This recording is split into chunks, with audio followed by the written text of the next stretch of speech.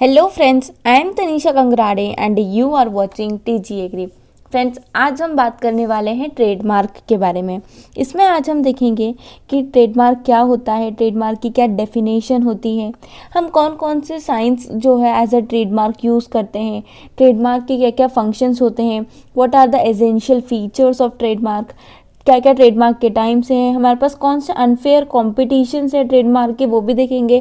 साथ ही आज हम बात करने वाले हैं ट्रेडमार्क एक्ट के बारे में जो 1999 में आया था और उसके क्या क्या इन्फ्रिंजमेंट अभी तक रहे हैं और क्या क्या चीज़ें अभी तक रही है। तो इन सभी टॉपिक्स के बारे में आज हम इस वीडियो में बात करने वाले हैं। तो आज का टॉपिक हमारे लिए बहुत ही इंटरेस्टिंग होने वाला है, तो आप इस वीडियो को लास्ट तक देखिएगा, पर उससे पहले आप हमारे चैनल को सब्सक्राइब करना ना भूलें। तो चलिए शुरू करते हैं।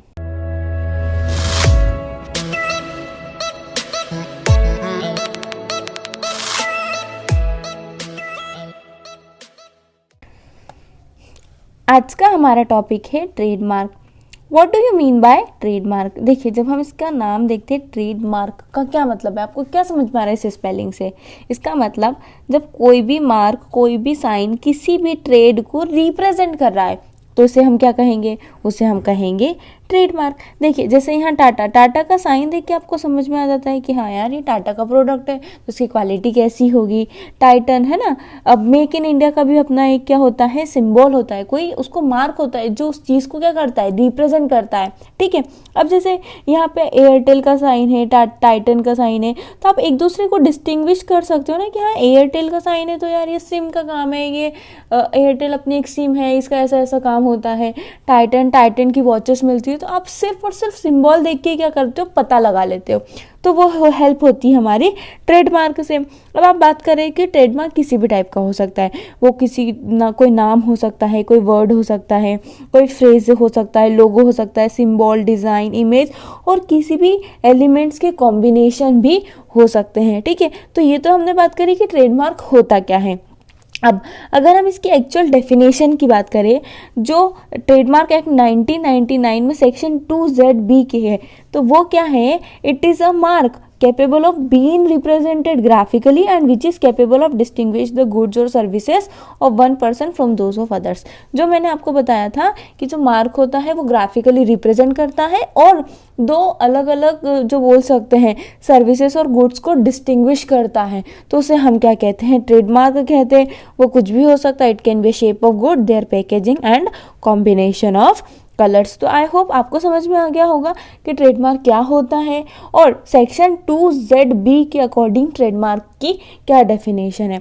अगर आपको कहीं रिटर्न में आता है तो अगर आप ऐसे लिखेंगे कि सेक्शन 2ZB के अकॉर्डिंग ये डेफिनेशन है, तो आपकी राइटिंग का एक अलग ही इम्पैक्ट होगा। ठीक है। तो इसकी वजह से आपको अच्छे मार्क्स मिल सकते हैं। तो अब हम देखेंगे आगे कि आप कौन कौन से साइंस जो है एज ए ट्रेडमार्क में देख सकते हैं। तो देखिए, हम सबसे पहले it can be a word. ठीक है। वो कोई भी नाम हो सकता है, सरनेम हो सकता है, कोई जोग्राफिकल नेम हो सकता है और किसी भी टाइप का वर्ड हो सकता है। ठीक है। उसके बाद कुछ होते हैं लेटर्स एंड न्यूमरल्स। ठीक है। यहाँ पे हमने सबसे पहले देखा ये कोई भी वर्ड हो सकता है, कोई भी लेटर एंड न्यूमरल हो सकता है। ठीक है। उसके बाद हम देखते हैं कि ये कोई भी टाइप की डिवाइस भी आपका एज उसको ट्रेडमार्क बना सकते हो। ठीक है। कोई यहाँ पे कलर्ड मार्क्स हो सकते हैं या फिर कोई 3 डायमेंशनल साइंस भी हो सकते हैं जो आपको ऐसा लगता है कि हाँ, it is representing my goods, तो आप उसको अपना ट्रेडमार्क बना सकते हो। ठीक है। तो ये तो हमने देखा कि आप कौन कौन से साइंस होते हैं। उसके बाद हम बात करते हैं फंक्शंस ऑफ ट्रेडमार्क की, कि यार ट्रेडमार्क एक्चुअली में क्या क्या फंक्शंस होते हैं। तो सबसे पहला है कि to identify the goods and their origin. जैसे कि मैंने आपको स्टार्टिंग में ही बता दिया था कि ट्रेडमार्क देख के हम उसको आइडेंटिफाई कर लेते हैं कि वो क्या है, उसका ओरिजिन कहाँ हुआ है। ठीक है। और जैसे कि आप बोलते हैं, है ना, अब जो हम बोलते हैं, हमने टाइटन की बात करी थी, टाइटन अपनी वॉचेस बनाता है, तो हम क्या है, श्योर है कि यार इसकी क्वालिटी तो अच्छी ही होगी और हमें पता है कि इसकी क्वालिटी कैसी होगी। ठीक है। वो अपनी क्वालिटी के लिए भी जाने जाते हैं कि इस कंपनी की क्वालिटी ऐसी होगी, हम उसके ट्रेडमार्क को देख के पता पर हम कर सकते हैं। ठीक है। और वो एक मार्केटिंग और एडवर्टाइजिंग डिवाइस भी होता है। ठीक है। आपको पूरा अपनी कंपनी का नेम, गुड्स का नेम लिखना ज़रूरी नहीं है, हर जगह नहीं। आपने सिर्फ अगर अपना लोगो बना दिया है ना, जैसे ऑडी का, BMW का, ये सिर्फ अपने एक लोगो बना देते ना, तभी हमें क्या हो जाता है, समझ में आ जाता है। तो वो उनका एक मार्केटिंग स्ट्रेटेजी भी होती है, ठीक है। उसके बाद लास्ट में एक पॉइंट आता है कि it creates an image of product in mind of consumers. तो मैंने तो आपको बताया कि ऑब्वियसली ये इमेज हमारे अंदर क्रिएट कर देता है ना कि यार BMW मीन्स कार ही है, ऑडी मीन्स कार की बात कर रहे हैं यहाँ पे, ऑडी का मतलब कोई ज्वेलरी नहीं है, ठीक है। तो ये क्या करता है, हमारे माइंड में, कंज्यूमर के माइंड में एक इमेज बना देता है कि हाँ ये वाला प्रोडक्ट है और इस प्रोडक्ट की क्वालिटी ये होगी, अच्छी होगी, बुरी होगी, डिपेंड्स ऑन द गुड्स। तो ये बात करी हमने फंक्शंस ऑफ ट्रेडमार्क की, ठीक है। अब हम बात करते हैं कि इसके क्या क्या एसेंशियल फीचर्स होते हैं। तो सबसे पहले इट शुड बी डिस्टिंक्टिव, ये दूसरों से अलग होना चाहिए, है ना। ऐसा नहीं है कि दो चीज़ों के सेम ट्रेडमार्क कभी नहीं हो सकते। It should be an invented word just like for example gen, है ना। उसके बाद ये है ना, हमको ईजिली प्रोनाउंस करने में आना चाहिए। Trademark should be easily pronounce, और हमें याद रहना चाहिए, है ना। क्योंकि जो भी कंपनी है ना, वो खुद भी चाहती है कि यार उनका जो ट्रेडमार्क हो वो कोई भी ईजिली प्रोनाउंस करेंगे। जब हम ईजिली प्रोनाउंस करेंगे तभी तो वो हमारे दिमाग में याद रहेगा और हम उसके बारे में सोचेंगे, तभी तो उसको खरीदेंगे। अदरवाइज अगर वो जो उसका नाम है वो ही बहुत डिफ़िकल्ट है तो हम सोचते हैं कि ठीक है रहने दो, will go to different one. उसके बाद हम बात करते हैं कि वो in case of a device mark should be capable of being described by single word. अगर वो कोई भी डिवाइस मार्क है तो वो सिंगल वर्ड के द्वारा ही डिस्क्राइब होना चाहिए, है ना। आप जब भी किसी ट्रेडमार्क को स्पेल करोगे ना तो करेक्टली स्पेल करना है ना, और राइट भी आपको सही तरीके से करना है। कभी भी ट्रेडमार्क डिस्क्रिप्टिव नहीं होते, ठीक है। ट्रेडमार्क हमेशा छोटे होते हैं ताकि इजीली समझ में आ जाए। ऐसा नहीं है कि आपने 10 लाइंस का कोई आपका ट्रेडमार्क है, नहीं नहीं नहीं, ऐसा नहीं हो सकता। बहुत छोटा सा होता है कोई भी ट्रेडमार्क, ठीक है। उसके बाद वो भी आपके जितने भी एक्ट्स हैं ना उसके अंडर आना चाहिए। ऐसा नहीं है कि वो फॉलो नहीं कर रहा है हमारे रूल्स को, ठीक है। मैंने जैसे बताया था कि it should satisfy the requirements of registration के रिक्वायरमेंट्स को वो सेटिस्फाई करना चाहिए। तो ये तो बात हमने की किसकी, एसेंशियल फीचर्स की, कि ट्रेडमार्क के क्या क्या एसेंशियल फीचर्स होना चाहिए। सबसे इंपॉर्टेंट है it should B distinctive, it should not be descriptive. यहाँ पे हम थोड़ा कंफ्यूज हो जाते हैं, तो आपको याद रखना चाहिए कि सबसे दूसरों से अलग होना चाहिए और ये पूरा सा डिस्क्राइब करे ऐसा नहीं होना चाहिए, ठीक है। तो ये बात की हमने एसेंशियल फीचर्स की। अब हम आगे चलते हैं। अब हम बात करेंगे टाइप्स ऑफ ट्रेडमार्क की, कि ट्रेडमार्क के क्या क्या टाइप्स होते हैं। तो सबसे पहले तो वर्ड मार्क, जैसे अभी हमने बताया था कि it can only in word, letter और न्यूमरल्स, ठीक है। उसके बाद आते हैं कुछ device mark, right of unique representation of word, letter, कोई यूनिक अच्छा सा रिप्रेजेंटेशन हो वर्ड प्लस लोगो का। उसके बाद होते हैं कुछ सर्विस मार्क्स, अगर आप गुड्स को रिप्रेजेंट करवा रहे हो तो वो आपके मार्क्स आ जाएंगे। और कुछ कभी कभी क्या होता है, हमारी जो हम सर्विस देते हैं उसका भी हम मार्क ले लेते हैं, तो उसे हम कहते हैं सर्विस मार्क, ठीक है। जैसे इन्फोसिस कंपनी, इन्फोसिस क्या प्रोवाइड करवा रहा है, सर्विस प्रोवाइड करवा रहा है, तो उन्होंने अपना क्या लगा है, सर्विस ले चुके हैं। एक्चुअली ट्रेडमार्क की टोटल 45 क्लासेस हैं, जिसमें 1 से 34 तक गुड्स के बारे में बताया गया है, और 35 से 45 तक उन्होंने सर्विस मार्क के बारे में डिस्क्रिप्शन दिया है। तो ये हमने बात करी टाइप्स ऑफ ट्रेडमार्क की। आगे हम और देखते हैं कि और क्या क्या टाइप्स है। अब है हमारे पास कलेक्टिव मार्क। कलेक्टिव मार्क का क्या मतलब होता है, जो बहुत सारी कंपनीज द्वारा यूज़ किए जाते हैं। अब इसका एग्जांपल है सोनी यूज्ड बाय ब्रेविया और एक्सपीरिया। देखिए ब्राविया और एक्सपीरिया दो अलग अलग कंपनी है, पर वो किसका ट्रेडमार्क यूज़ करते हैं, सोनी का।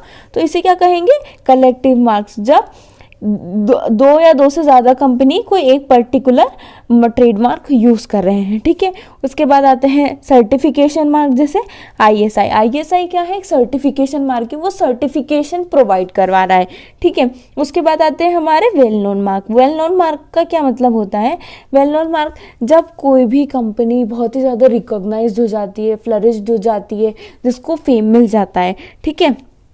तो उनको एक लार्जर लेवल पे प्रोटेक्शन की ज़रूरत होती है, तो उन्हें एक्स्ट्रा फीस देना पड़ती है, ठीक है, और उनको एप्लीकेशन वगैरह भी करना पड़ती है। तो ऐसे मार्क्स जिसको we you need to give much protection, then it is known as well known mark, ठीक है। तो ये भी हमने देखे टाइप्स ऑफ मार्क्स, ओके। और लास्ट में हमारा जो मार्क बच जाता है वो है unconventional trademark. What does it mean? Mark which get recognition for their inherently distinctive feature. क्या मतलब है? अब जैसे कलर ट्रेडमार्क, हम देखते हैं कि डेयरी मिल्क का पैकेट जो होता है पर्पल कलर का है, वो अलग है ना, वो अपने अलग फीचर को डिस्टिंक्टिव कर रहा है।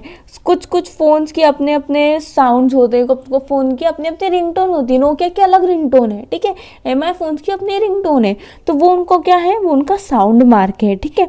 कुछ 2D 3D शेप्स होते हैं, इवन स्मेल भी कहीं न मार्क को एज अ कंसीडर की जाती है। इंडिया में ये कंसीडर नहीं की जाती है, इसे सिर्फ यूएसए में कंसीडर किया जाता है। जो लश ग्रीन स्मेल होती है टेनिस बॉल की, वो भी एज अ मार्क कंसीडर करी जाती है, तो उसे हम कहते हैं स्मेल मार्क। तो ये अभी हमने देखे 7 types of mark which we used for our goods, okay. अब हम बात करेंगे अनफेयर कॉम्पिटिशन्स की। तो अनफेयर कॉम्पिटिशन का क्या मतलब हो रहा है? अनफेयर कॉम्पिटिशन का मतलब हो रहा है कि आपने कोई भी ऐसी प्रैक्टिस करी है जो अगेंस्ट है, जो सही नहीं है, ट्रेडमार्क के अगेंस्ट है, तो उसे हम कहते हैं अनफेयर कॉम्पिटिशन। अब इसमें बहुत सारी चीज़ें आती है। अब बहुत सारी में क्या क्या? Passing off, misappropriation, right of publicity, false advertising, product dispatchment, dilution and infringement of trade dress. अब हम इन सभी चीज़ों को 1 बाय 1 डिटेल में डिस्कस करेंगे, ठीक है। तो सबसे पहले हम किसको डिस्कस करते हैं? पासिंग ऑफ को। अब what do you mean by passing of? Passing of का क्या मतलब होता है? जैसे सपोज कि एक कंपनी है, ठीक है, देयर इज़ अ कंपनी ए, ठीक है, उनका कोई भी ऐसा लोगो है, ठीक है। अब it can be registered company और अनरजिस्टर्ड कंपनी, ठीक है। अब इस कंपनी का लोगो कोई और भी कंपनी यूज़ कर रही है without informing them, then it is known as passing off, ठीक है। क्या लिखा है? Passing off occurs when one party sell his goods and services by affixing another company trademark on them. तो आपको समझ में आ गया कि पासिंग ऑफ क्या होता है? जब कोई एक कंपनी दूसरी कंपनी का लोगो और बोल सकते हैं ट्रेडमार्क यूज़ कर रही है और उसको सेल कर रही है, तो उसे हम कहते हैं पासिंग ऑफ। अब पासिंग ऑफ बहुत बार क्वेश्चन होता है कि it is for registered company और for unregistered, it is for registered trademark और अनरजिस्टर्ड। तो देखिए वह जो पासिंग ऑफ होता है वो दोनों के लिए अप्लाई होता है। It is applied for registered trademark also and it is applied for unregistered trademark also, ठीक है।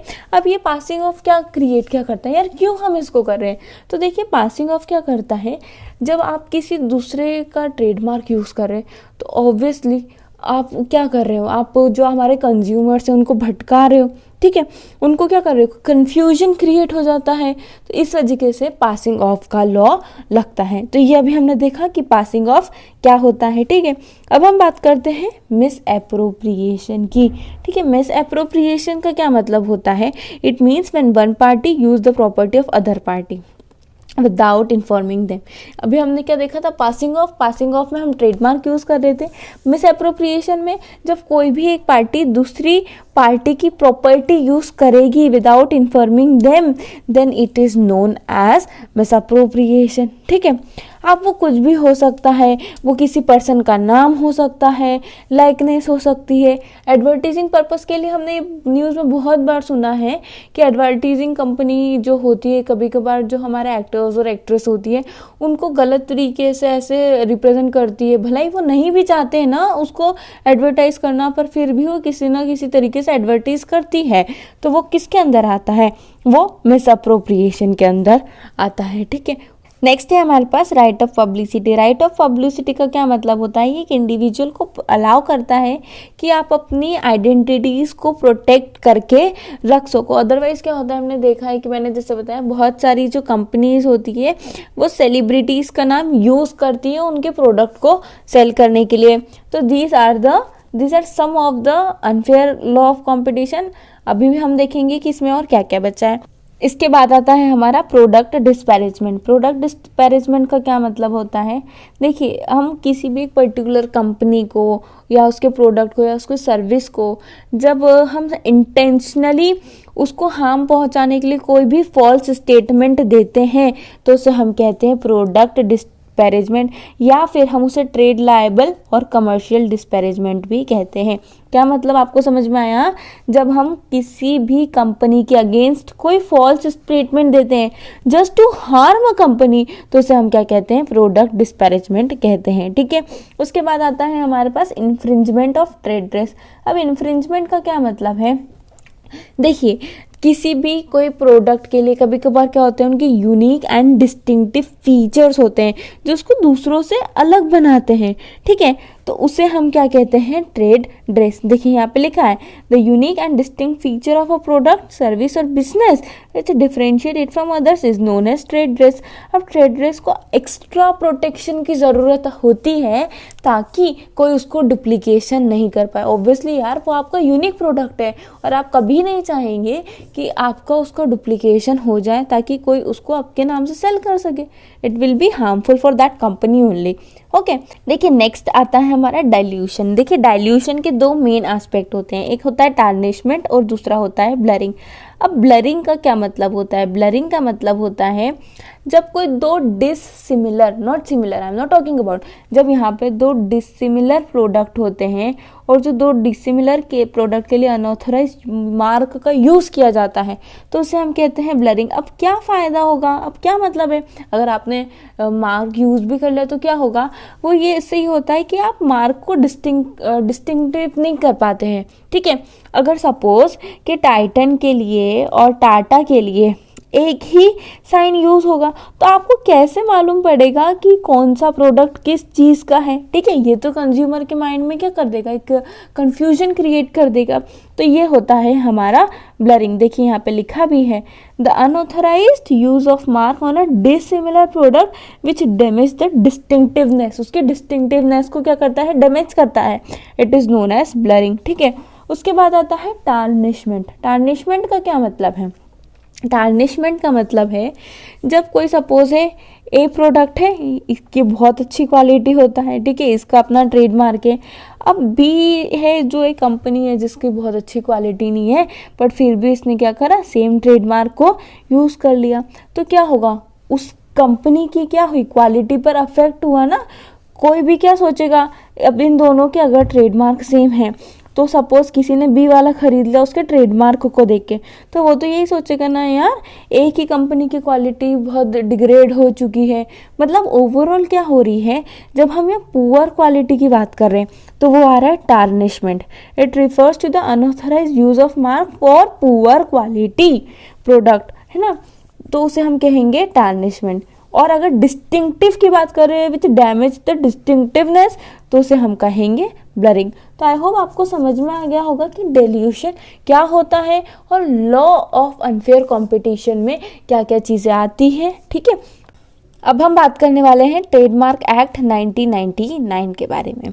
देखिए हम जानते हैं कि पेटेंट, डिज़ाइन एंड कॉपीराइट क्या होता है, ये एक पर्टिकुलर टाइम के लिए, लिमिटेड पीरियड के लिए प्रोटेक्टेड किया जाता है।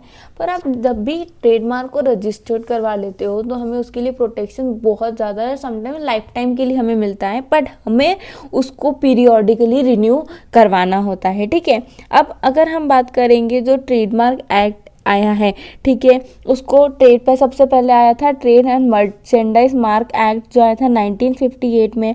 उसको रिप्लेस किससे करा गया, उसको रिप्लेस करा गया ट्रेडमार्क एक्ट 1999 से, जो कि फोर्स में कब आया था, 15 सितंबर 2003 में आया था। वहीं पे अगर हम रूल की बात करते हैं तो वो आया था ट्रेडमार्क रूल 2002 जो ट्रेडमार्क एक्ट 1999 के अंडर पास किया गया था। तो आई होप आपको समझ में आया होगा कि सबसे पहले हमारा मर्चेंडाइज मार्क एक्ट आया था 1958 में, फिर उसको रिप्लेस किया गया इससे, है ना, और रूल की बात करें तो वो आया था 2002 में।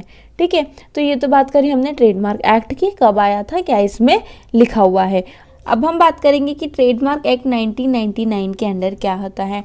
तो देखिए सबसे पहले जो था कि गुड्स को पहले ट्रेडमार्क प्रोवाइड किया जाता था, बट 1999 के एक्ट में सर्विसेज, जो कंपनी सर्विसेज प्रोवाइड करवाती है उनको भी ट्रेडमार्क का रजिस्ट्रेशन प्रोवाइड करवाया गया। ठीक है, अब सपोज देखिए कि सपोज ए कंपनी है, उसका अपना ट्रेडमार्क है जो कि बहुत ज़्यादा वेल नोन कंपनी है, ठीक है, और बी कंपनी उसने क्या करा, ए कंपनी का ट्रेडमार्क अपना रख लिया है, तो वो कभी भी रजिस्ट्रेशन प्रोवाइड नहीं करेंगे। ठीक है, अगर आपका वेल नोन ट्रेडमार्क है या किसी भी टाइप का आपके पास ट्रेडमार्क है, वो रजिस्टर्ड ट्रेडमार्क हो या अनरजिस्टर्ड, तो जो दूसरी कंपनी है उसको इमिटेट नहीं कर सकती। उसके लिए उन्होंने बहुत सारे लॉज बनाए हैं। ठीक है, उसके बाद उसकी जो ट्रेडमार्क के जो रजिस्ट्रेशन की प्रोसीजर है ना, वो सिंप्लीफाई कर दी गई इस एक्ट के अंडर।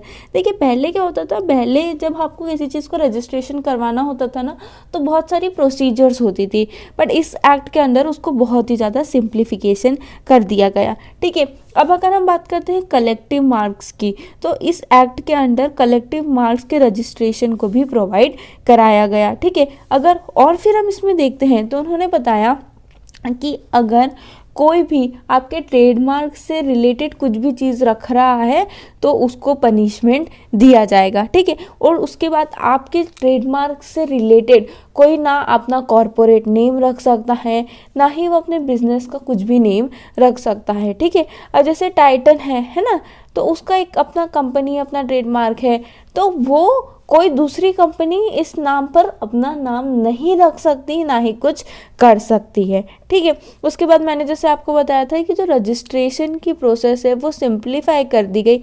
साथ में हम क्या कर सकते हैं, एक से ज़्यादा क्लास के लिए आपको रजिस्ट्रेशन की ज़रूरत पड़ती है, तो सिंगल एप्लीकेशन से ही, मतलब ऐसा नहीं है कि हर क्लास के लिए आपको अलग अलग एप्लीकेशन देना पड़ रही है, नहीं, आप सिंगल एप्लीकेशन से आप एक से ज़्यादा क्लास के लिए रजिस्ट्रेशन ले सकते हैं। ठीक है, उसके बाद जो पीरियड ऑफ रजिस्ट्रेशन होता था कि आपको रिन्यू करवाना होता था, तो वो पहले 7 ईयर्स था, फिर उसको बढ़ा के उसको 10 ईयर्स कर दिया गया।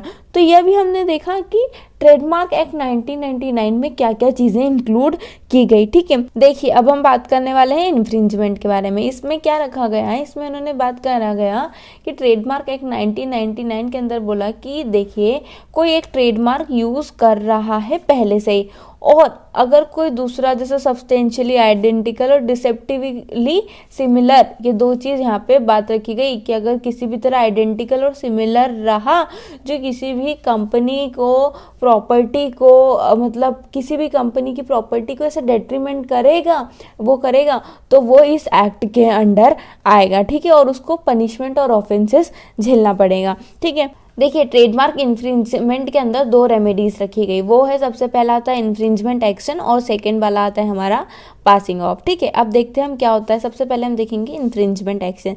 देखिए इन्फ्रिंजमेंट का एक्शन होता है, एक स्टैट्यूटरी राइट होता है which is mostly dependent on the registration of the mark. अगर आप किसी का भी ट्रेडमार्क यूज़ करते हैं तो वो वायलेशन है उसकी प्रॉपर्टी राइट्स का। ठीक है, और उसके बाद अगर हम देखते हैं कि इन्फ्रिंजमेंट में और क्या क्या आता है, तो आता है इंजंक्शन, डैमेजेस और in accounts of profit, order for delivery the infringing labels and mark for destruction, seizures and confiscation of the infringing goods by police department, arrest of the infringers and fines and penalties भी यहाँ पर लग सकती है। ठीक है, उसके बाद अगर हम बात करते हैं पासिंग ऑफ की, तो देखिए पासिंग ऑफ तो मैंने आपको बता दिया था कि पासिंग ऑफ क्या होता है, पर यहाँ पे 2 चीज़ आती है कि आप अनरजिस्टर्ड आपका ट्रेडमार्क है कि रजिस्टर्ड ट्रेडमार्क है, आप किसके लिए पासिंग ऑफ लगा रहे हैं। सबसे पहले तो ये देखना होगा ना कि आपका जो ट्रेडमार्क है वो अनरजिस्टर्ड है या फिर रजिस्टर्ड है। तो देखिए यहाँ पे दोनों के लिए लॉज होते हैं, अनरजिस्टर्ड के लिए भी होते हैं और रजिस्टर्ड के लिए, क्योंकि ये बहुत ऑफिशियल है और लीगल है, तो फिर इसको तो आप किसी भी तरीके से बचा सकते हैं। ठीक है, तो अगर हम अनरजिस्टर्ड की बात करते हैं, अगर हम रजिस्टर्ड ट्रेडमार्क के लिए बात करते हैं कि क्या क्या हमारे पास है, क्या क्या इंटरनेशनल एग्रीमेंट्स हैं, तो हमारे पास है Madrid agreement concerning international rights of mark. उसके बाद आता है agreement of Madrid for the prevention of false और misleading indication of source on goods and the additional of Stockholm. ठीक है, उसके बाद आता है हमारा लिस्बन का एग्रीमेंट और लास्ट में आता है registration trade law treaty and regulations. ठीक है, तो तो ये तो अभी हमने किसकी बात करी, हमने बात करी ट्रेडमार्क की। इसमें हमने सब कुछ डिस्कस किया कि वो क्या होता है, उसके क्या क्या लॉज है, क्या क्या एक्शंस, हमने इसमें सब कुछ डिस्कस किया। तो आई होप आपको बहुत अच्छे से समझ में आ गया होगा। फ्रेंड्स, अगर आपको फिर भी कोई भी डाउट हो, क्वेरीज हो, आप हमसे क्वेश्चन पूछना चाहते हैं तो आप यूट्यूब पर कमेंट कर सकते हैं। आप हमारे इंस्टाग्राम फेसबुक पेज को फॉलो कर सकते हैं, जिसकी लिंक हमने डिस्क्रिप्शन में दी है। साथ ही आप हमारे व्हाट्सएप ग्रुप और टेलीग्राम चैनल को भी ज्वाइन कर सकते हैं, जिसकी लिंक हमने डिस्क्रिप्शन में दी है। तो आई होप आपको ये वीडियो पसंद आया होगा। इस वीडियो को हम यहीं ख़त्म करते हैं, पर उससे पहले stay healthy and stay happy. Thank you.